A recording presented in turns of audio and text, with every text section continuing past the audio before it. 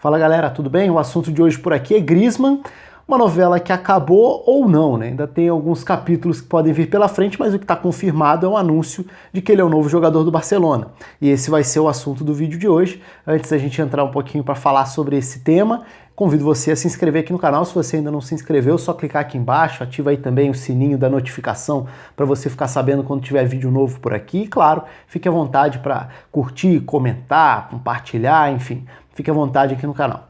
O Griezmann foi anunciado pelo Barcelona, então depois de tanta espera, já era algo certo, era só questão de tempo. Agora ele pertence ao Barcelona. Então vamos começar explicando, antes da gente entrar um pouco mais no que pode significar dentro de campo e tudo mais, toda essa novela, né?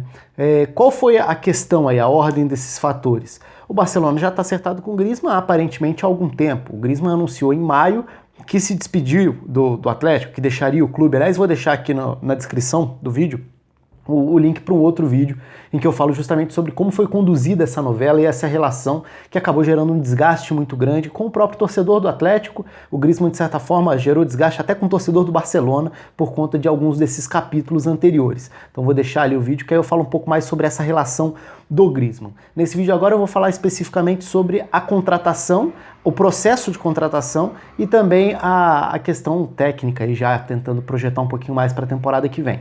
Mas vamos lá então. O interesse é antigo, essa novela é antiga, se arrasta há algum tempo. O Griezmann tinha uma cláusula de rescisão, 200 milhões de euros.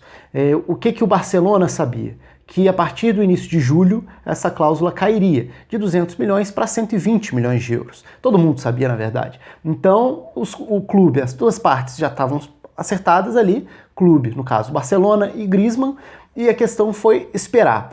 Isso é o que o Atlético alega, inclusive quando ele divulga uma nota, emite uma nota oficial. Na semana passada, né, antes da confirmação da transferência, o Atlético emite uma nota oficial falando: nos sentamos para uma reunião com o Barcelona e o Barcelona ofereceu uma estratégia diferente de pagamento, que não o pagamento da íntegra da cláusula, já 120 milhões nesse caso, mas querendo parcelar essa cláusula.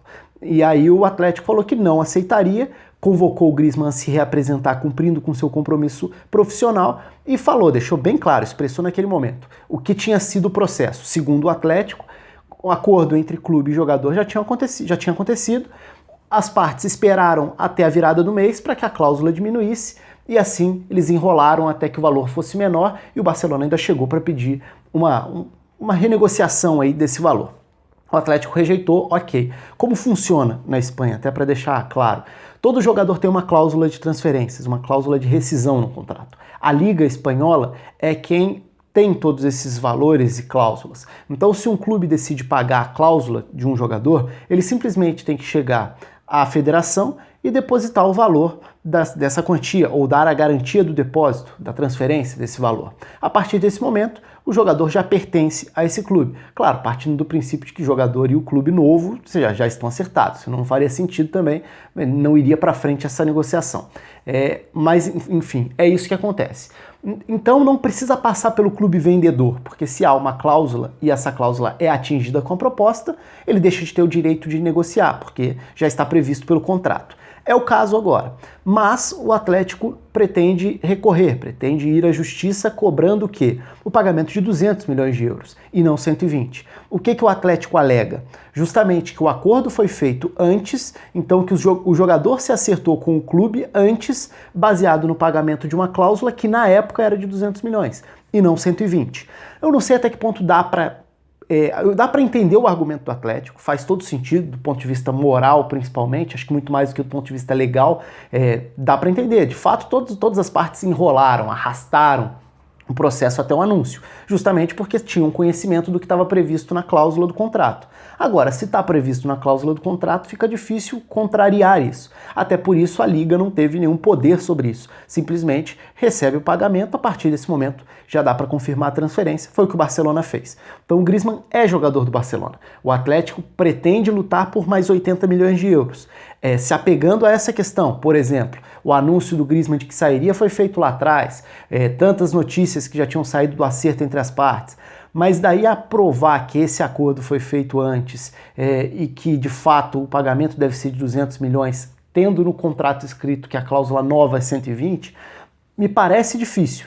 mas também não tenho conhecimento específico da causa ou da lei ou de outros casos semelhantes para poder avaliar com um pouco mais de critério. Aí é mais pelo achismo de acordo com os argumentos de cada uma das partes. O Atlético está lutando pelo que considera ser dele de direito e o Barcelona aparentemente imagina que fez o seu procedimento correto, que era ir pagar a multa e levar o jogador.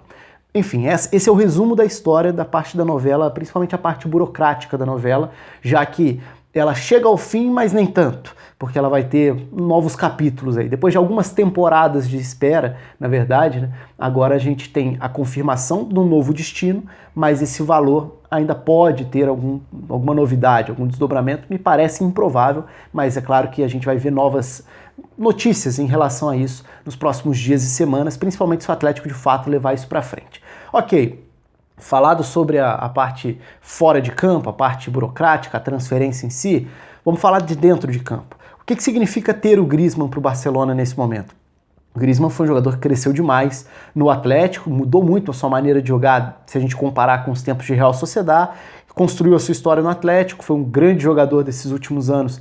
Se a gente pegar esses últimos 5 anos de Atlético de Madrid, ele foi uma das referências, sem dúvida alguma. Agora ele chega ao Barcelona com outro tamanho, o tamanho de uma das lideranças de uma França campeã do mundo, uma liderança em gols, inclusive, né, sendo um artilheiro, mas sendo, de certa forma, um sistema de jogo do Atlético de Madrid também. Como encaixa no Barcelona? Tem duas possibilidades aí, eu não estou nem falando duas possibilidades táticas, mas tem duas linhas de raciocínio. Uma é, se a gente partir do princípio de que o Barcelona pode ter mais novidades, e eu não vou entrar no caso do Neymar agora aqui, mas se o Neymar for contratado, essa vai ser uma discussão inevitável, como encaixar todo mundo no time. Mas antes do Neymar, a gente pode pensar no Barcelona como uma página em branco, e aí dá para abrir muito mais esse leque de opções e falar, tá bom, o que dá para fazer? Como montar praticamente do zero esse time com Suárez, Griezmann e Messi? Esse é um caminho.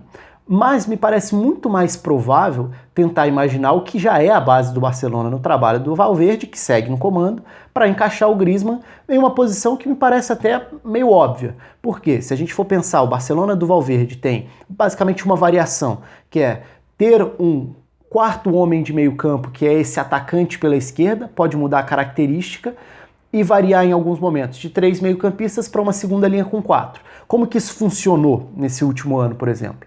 Vai ser o Coutinho ou vai ser o Dembélé, o terceiro desse ataque? Esse jogador vai ter essa responsabilidade de fechar uma segunda linha com 4. Ao mesmo tempo, sendo o cara da esquerda, ele teoricamente vai atacar por dentro para liberar o corredor para o Jordi Alba, algo que já está muito bem desenhado, esse mecanismo do Jordi Alba, a combinação Jordi Alba e Messi, por exemplo. Esse é um dos pontos mais fortes do Barcelona nessas últimas 2, 3 temporadas. Então, se a gente for olhar para o funcionamento, eu acho difícil imaginar algo tão radical em relação à forma do time jogar. E o Griezmann se encaixa ali também, né? O Griezmann tem várias virtudes, mas essa polivalência dele, a capacidade dele de se adaptar em diferentes posições no campo, pode ser algo muito benéfico. Aí a gente pode ir para outro lado da história. Ok, Griezmann, Messi e Suárez. Estou pensando no Griezmann como esse atacante pela esquerda que vai ter liberdade para circular por dentro, assim como pela direita o Messi tem liberdade para circular, cair pela direita, jogar atrás do Suárez. Acho que é mais ou menos óbvio isso. O Griezmann pode oferecer essa velocidade na arrancada em direção ao gol, ele tem esse poder de finalização. É claro que no Atlético ele se beneficiava muito por um time que tentava ser bastante direto no sentido de recuperar a bola, acelerar e finalizar, e ele foi um símbolo disso também muitas vezes, armando ou saindo de frente para o gol para concluir. No Barcelona o jogo tende a ter um outro ritmo, um ritmo maior de controle de jogo, de posse de bola contra defesas mais fechadas. Ok, o Griezmann se associa muito bem com outros jogadores, não vejo problema para o Griezmann em ser um meia também.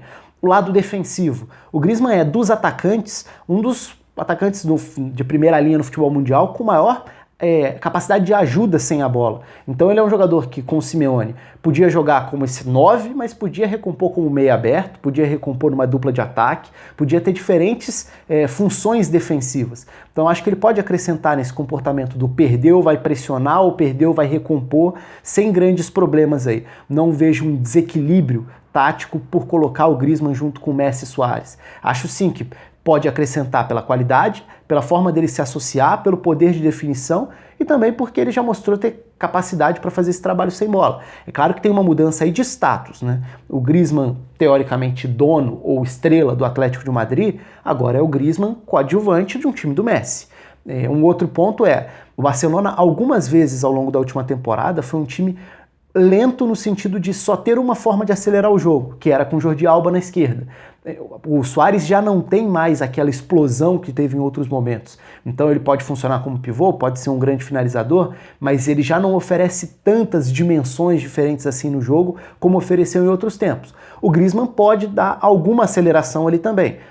Ainda não é exatamente o velocista que poderia compor esse trio de ataque e que em alguns momentos fez falta para abrir defesas adversárias, para atacar em profundidade, em momentos em que adversários tentam subir um pouco mais a marcação para incomodar a saída do Barcelona. O Barcelona não tem exatamente alguém para acelerar nas costas da defesa. O Griezmann pode ser isso, inclusive eventualmente jogando como 9, que é uma alternativa também. Ter Griezmann e Messi, por exemplo, até como um rodízio, um revezamento em relação ao Suárez, dependendo da condição física ou da condição técnica. Agora, claro que quem deve perder espaço com isso, projetando o momento atual, é o Coutinho, que fez uma temporada ruim. Ou ele vai ser aproveitado de uma outra forma. O Valverde chegou a testar em alguns momentos uma linha de 4 no meio campo com 2 meias ofensivos pelos lados. Coutinho e Dembélé chegaram a jogar juntos, mas o time perdeu um pouco desse equilíbrio. E se a gente for pensar nessa sequência do centro do campo, também é um ano importante, porque é o segundo ano do Arthur, que teve seus altos e baixos nessa última temporada, mas quando jogou bem, coletivamente o impacto foi positivo. Você tem o Frenkie de Jong chegando para ser um projeto importante também, vai jogar ao lado do Arthur, vai jogar num trio com o Busquets também. Qual vai ser o papel do Rakitic nesse sentido? Rakitic muito especulado, sai, fica, enfim. São várias as possibilidades e cada uma dessas escolhas vai ter um impacto individual e também coletivo. Agora, a entrada, inserir o Griezmann nesse time não me parece uma tarefa tão complexa assim não. Até pelo jogador que o Griezmann já mostrou ser. Se a gente pensar na seleção francesa, por exemplo, na Copa do Mundo, ele era um jogador que tinha essa liberdade para fazer essa leitura de jogo atrás do centroavante, armar e também chegar para definir. Era um outro sistema de jogo, claro, era um time que tinha velocidade o tempo inteiro rompendo a linha de defesa com o Mbappé, tinha um pivô não finalizador, mas preparador de jogadas no papel do Giroud, e muitas vezes pelo lado esquerdo tinha um meio campista que adicionava a intensidade, no caso se a gente for pensar no Matuidi, por exemplo, que dava a intensidade e o equilíbrio. Esse é o principal desafio pensando no Barcelona, é ver como manter um equilíbrio em um time que aparentemente vai ter chegadas de jogadores de frente, e aí vamos esperar para ver se o Neymar chega ou não, porque se ele chegar, o desafio passa a ser muito maior em relação a como encaixar todas as peças sem prejudicar um equilíbrio coletivo. Papel para o Valverde, o treinador tão discutido, né, tão questionado nesses últimos 2 anos em relação a decisões, a estilo de jogo, se o Barcelona joga o que pode e o que deve. Na última temporada foi um Barcelona muitas vezes muito pobre, mas que teve o Messi decidindo de forma espetacular tantos jogos. Em poder de decisão, a chegada do Griezmann claramente é um salto. É mais um com muita capacidade para decidir jogos. Então é mais um jogador que ganha partidas que o Barcelona passa a ter. Agora, quais serão as escolhas dentro desse mecanismo? Isso, claro, sempre vai gerar muita curiosidade. Então, deixo até a pergunta para vocês. Como você imagina que esse time pode ser escalado? Se você acha que o Griezmann vai jogar de fato como esse atacante pela esquerda que centraliza abrindo o corredor para o Jordi Alba, ou se de uma forma diferente, se isso vai impactar no Messi, se você acha que o Suárez corre algum risco se não melhorar o desempenho, enfim, fica à vontade aí para comentar aqui no vídeo, curta o vídeo também e se inscreva no canal. Um abraço a todos e até a próxima.